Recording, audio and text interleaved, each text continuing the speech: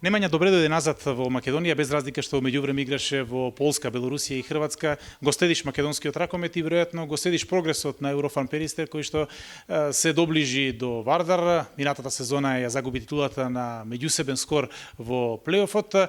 Еве сега доаѓаш во веќе готов проект кој што расте, па каков тим и каков клуб затекна? Pa ne, mislim, definitivno je Pelister ekipa sa velikom tradicijom i ambicijom, naravno. Tako da svake godine, kao što si rekao, da pratim i svake godine primećujem veliki napredak. Prošle godine, eto, to je vrlo male nijanse su odlučivale, s tim da eto, ta sreća u sportu je uvek presudni faktor, tako da ove godine verujem da možemo dosta bolje da pokažemo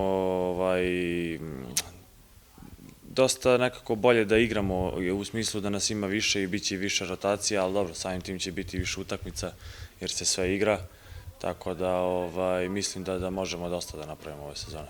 Зборува за вракањето на публиката, на сите им е неопходна, па како беше да се игра оваа сезона во фаза на пандемија, практично пред празни трибини, со мали исклучоци, скоро сите надпревари се играа пред празни трибини? Pa ne, mislim, ta korona je baš promenjala sport što se toga tiče, jer posebno ovde u Bitoli su navijači jako bitan faktor. Mislim, svi znaju da su ovde navijači jako strastveni i vole i žive za ovaj sport. Tako da mislim da ako tako bude do kraja sezone da ćemo ih imati kao podršku na tribinama, da će to biti veliki plus za nas.